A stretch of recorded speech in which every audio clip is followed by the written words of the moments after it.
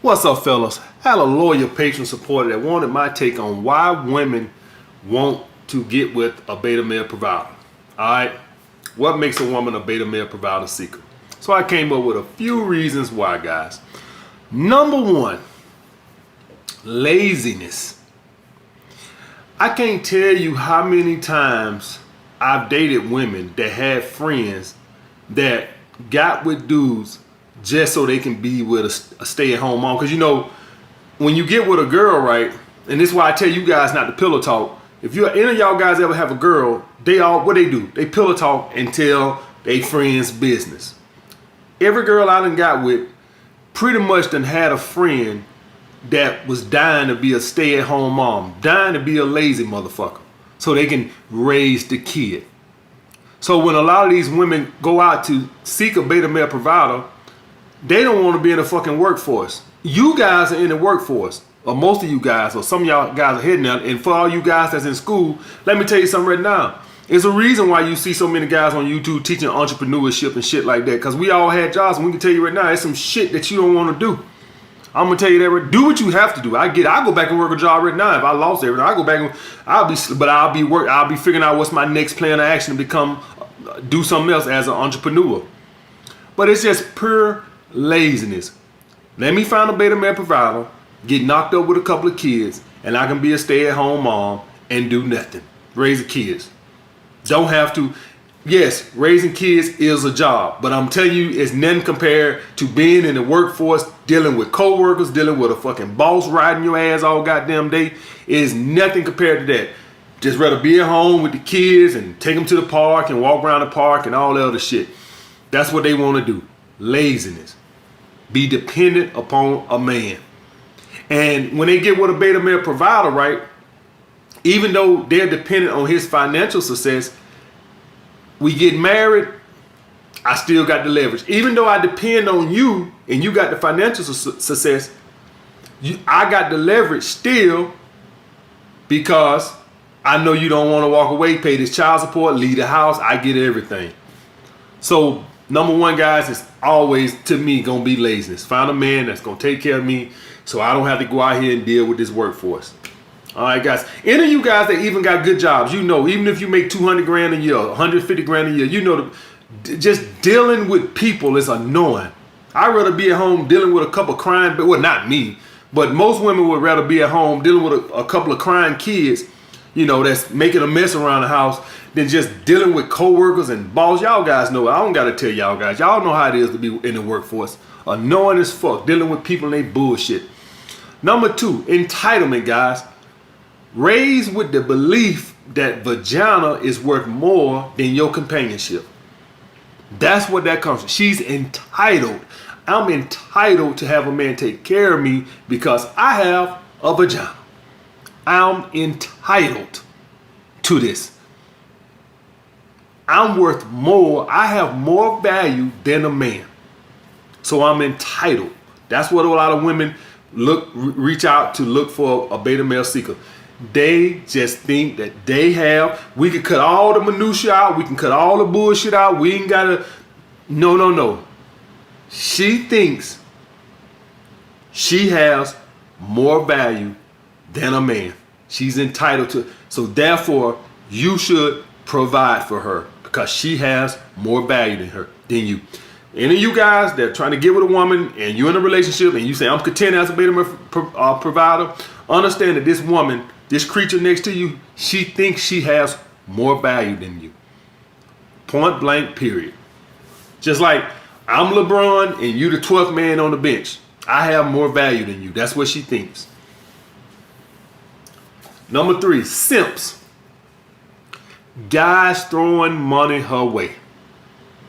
So now she's gotten spoiled. She's used to, you can have a woman that start off, work, meet a couple of simps, couple of beta male providers that took care of her. Guess what? Now she's spoiled. That's what she's entitled to. Any of y'all guys seen that movie, Gone with the Wind? I just watched that movie, right? Gone with the Wind. Came out in 1939. Exposing female nature back then. This woman basically got with dudes she didn't care about, she didn't love. They just had money. And so she got with them. She was in love with this other dude and she done got married twice, and both of the husbands died, right? Both of the husbands died. She could care less. Didn't cry or nothing. Could care less. She didn't even love him. She loved this other dude who, by the way, she couldn't get, which is part of the reason why she was in love with him. And these other guys was beta male provider, just guys who could provide for her. She cared nothing about them. And she kept getting with another beta male provider, another beta male provider. And any of you guys that are familiar with that movie, that saying, quite frankly, my dear, I don't give a damn. I never knew where that saying came from till I watched that movie. But at the end, she had done got with her third beta male provider. Third beta male provider. And that dude finally realized, I can't make this woman love me. He thought that, you know what, over time, she'll fall in love with me. And at the end, he came, he said, he left. He was like, I'm leaving, I'm out. You'll never love me. I've been trying for years, and I was hoping that, you know, maybe one day you're growing to love me, but you're not. And at the door, she came to the door and she said, what would I do? Where would I stay? How would I survive? And my boy turned around and said, quite frankly, my dear, I don't give a damn. And he left. Oh man, I stood up and gave standing ovations. Quite frankly, my dear, I don't give a damn. In other words, I don't give a damn what you do. I don't care what you eat, none of that shit. But the whole point was she kept getting with beta male because these guys kept throwing their money at her. So she just got accustomed to guys taking care of her. So when y'all see women like this, understand a lot of times guys have been doing that. That's why y'all think some women become gold diggers. Why y'all think? Don't blame the woman, blame the simps. Because you know what ends up happening? We are products of our environment. What ended up happening is these women was probably just going about their day and simp, you know, weak motherfuckers throwing money their way, trying to win them over to where the woman just got accustomed to that, which made her a gold digger. Because that's what simps have made her. They have put that in her head that that's what she's worth. She's worth money. And that's what that woman on Gone with the Wind. I implore all you guys to watch the movie, man. Very good movie on female nature and shit like that. But I probably wouldn't have liked that movie before I got to understand the female nature. So somebody would show that movie to me 7, 8 years ago. All right, and before all this Matrix shit came out, I probably looked at the movie and thought like, you know, I would observe some shady female behavior. But that movie pretty much exposes everything that we talk about as far as female nature. It pretty much exposes everything with that fucking woman. And I'm surprised a movie like that long ago came out. So what y'all guys know what that tell me? Like we all thinking this female nature shit is new and shit. That movie tell me, man, that guys back then kind of understood female nature. They probably ain't put it in a book and call it red pill, blue pill. But that shows me that even guys back then probably had a good understanding that hoes ain't shit. Putting it quite period, guys. Putting it quite frankly. If any of you guys are familiar with some of the stories in the Bible, they expose female nature. They expose their manipulative ways and all this other stuff. So this ain't it's just something that's probably just right now with social media being put out there. But this shit been out there. Guys knew this shit hundreds of years ago that hoes ain't shit. Next, guys, is social influence. So what ends up happening is her daddy was a provider, so she saw her daddy take care of her mama. So she's like, that's what a man's supposed to do. The friends, they got men taking care of them. So now I want to get a man that take care of me. Social influence. That's when you let your surroundings make you what you want to be. So like most of you guys follow trends and you don't even know it. You know, I had a guy crack me on my social on my Instagram talking about, hey man, get you a smaller necklace, man. That necklace too. I don't follow trends, man. I do what I feel like that works for me. That's what I do. I don't worry about what's this, that. I don't do that. I don't wear skinny jeans and all this other type shit. I don't wear baggy jeans. I don't wear skinny jeans. I wear jeans that I feel like I like. I don't follow trends. Unfortunately, a lot of people have this fucking sheep mentality. They just bad and falling behind motherfuckers. So if her mama had a beta male provider, her daddy was a beta male provider, and that's what she saw, that's what she's gonna grow up to be. Just a fucking follower. Okay, guys? Social influence. Next, guys, maternal instincts. So when a woman make these decisions about being with a beta male provider and stuff like that, guys, or a man that can provide, understand that her maternal instincts override her instincts, what's best for her, her need for an alpha male. That it overrides that. I'm gonna do what's best for my offspring. Even though y'all guys gotta understand, a woman ain't walking around. This is called subconscious. It's not like a woman walking around thinking this shit in her head. Shit is all just hardwired in her. She don't even know why she want to get with a provider. It's just hardwired in her. It's just the way that you're hardwired. It's like we're hardwired to pretty much want to fuck any attractive woman that we encounter. We just hardwired. That's why I say men are dogs. That's what we is. Anytime we encounter an attractive woman, I want to fuck her. That's what hardwired means. She's hardwired to want to get with the guy that can provide the best for the kids. Obviously, that would be best if she can get an all-around alpha. But hey, if I can't get an all-around alpha, that's a guy that has his shit together and has strength. Hey, I'll take the next best thing. I'll take this guy over here. And that's just becomes more attractive and more appealing to a woman as she matures.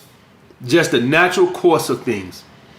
A lot of you guys will be the same way. A lot of you young guys over here that are messing with these little hot thoughts and shit, 10, 15 years from now, you won't want to look their fucking way. You gonna want a woman that can cook. You gonna want a woman that sit her ass at the house. You ain't gonna want to be nowhere near with none of them hot ass girls. That's called maturity. Right now, that's good enough. I don't deal with hot thoughts and shit. I don't want a woman like that. Even though I'm not looking for a wife, I don't even want no girl like that in my rotation. I want a conservative girl that can sit her ass down and not be on the scene. I don't want to deal with that shit. That's just me. I don't want, even in my rotation, I'll fuck one, but I won't date you. That's just ridiculous. I don't want to deal with that shit. Would I have said that 15 years ago? Hell no. Shit, I'll been in a relationship with one of those motherfuckers. Not now. Not now. No. All right, next, guys, is victim mentality. So, guys, when you think that your race or your gender or something like that, or your sexual preference, whatever, limits you in what you can do, you'll never accomplish anything. A lot of us guys over here, we still think that, oh, I'm a black man, I can't. Man, you can be anything you want to be. Will it be probably harder? Maybe so, but you can still overcome it. You can be anything you want to. You put the work in. Yeah, I'm just telling you right now, you can do anything. Let me rephrase that. You could be anything if you have a skill in that and a passion for it. Because if you're not funny and you want to be a comedian, you just won't be successful in it. You're just not funny, right? But you could be successful if you're willing to put the work in. It might not be exactly what you want to be, right? You might want to be an actor or a musician, but if you don't have no talent, so you need talent and a work ethic, right? Some of us want to be things that we don't have a talent in. But in a lot of those times, no, I think some things you do have to have a natural talent for. I don't think some things that just a work ethic can give you talent. I don't believe that. So I think that comes from a situation of accepting the truth. Like, I wanted to be in the NBA, but somewhere along the way I realized, man, I had guys. I'm out there running around and jumping with guys who could jump over my head. And even though I could shoot, I still believe I could have got like a scholarship to like a Division III school and got a free scholarship or something. But could I have made it to the NBA? I don't think I had the athletic ability. And that was just me accepting what was in front of me. It's still a shot. You know, Reggie Miller, not that athletic. It's guys in the NBA that are not athletic. But it would have been a long shot, right? But that was just me accepting reality that's probably not going to come true. All right. And so that's with me knowing to move in a different direction, because you can have passion for something, but if you don't have talent for something, it takes both. It takes talent and a little talent and you crafting that talent. Okay, guys. So some of you guys holding on to things. If you're a 40-year-old rapper now, it's probably 40-year-old rapper and you still ain't got on. You've been rapping since you were 17 and you 40 years old and you still ain't got on.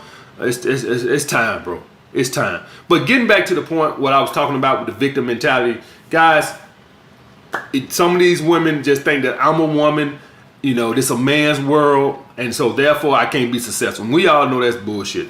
Everybody, you could be anything that you want to, as long as you put the effort in and you have a talent in. Find something that you have a passion for and a talent in. All you need is a little talent. If you play basketball, you don't got to be Michael Jordan today, but you got to have some kind of coordination skills, right? You got to accept those facts. Some of you guys want to be something that you know you don't have a talent for. You know, everybody around you tell, man, you suck, right? Some of y'all guys keep doing that. Some of y'all guys need to find something that you have passion and a talent for. But yes, that victim mentality will hold you down. And that's what happened with a lot of women. They think that I have a vagina, I'm dealt a bad hand, I can't be successful in this world. That's bullshit. And 7, guys, self-limiting beliefs. All right, so if you have limited beliefs in yourself, the confidence to achieve. See, this is when we talk about confidence, guys. Confidence goes more than just with women. It goes with aspects of your life. So the reason why I was able to quit the security job and go full time into the training was I had confidence in myself. That's why I was able to do that. I had the confidence that I could do it if I went all in on it. So some of these women have self-limiting beliefs that they just don't have no confidence in themselves that they can be successful. So that's just something that you got to overcome. That's something you got. And confidence just comes from doing something, guys. And once you accomplish small milestones, you start to realize I can do this. So you have to get competent at something to gain confidence at it. Do y'all guys understand that? And a lot of women just have these self-limiting beliefs that they just don't have no confidence in themselves that they can go out and complete a task, guys. I used to have that. So I used to have that a long time ago, where I just kind of like I wouldn't know if I say self-limiting beliefs, but I used to start things and then I would quit them all the time. I don't think I had no confidence in myself. I just didn't have the vision or the mindset of thinking long term. I didn't think long term. I always thought short terms. So usually when you're doing something, you don't see the benefit of it 2, 3, 4 years from now. So that was an issue with me, right? I always had confidence in myself. I just wouldn't see it through. I'll just say it like that, guys. But that's what that is. A lot of women have self-limiting beliefs. All right, guys. I'll get back with you guys later.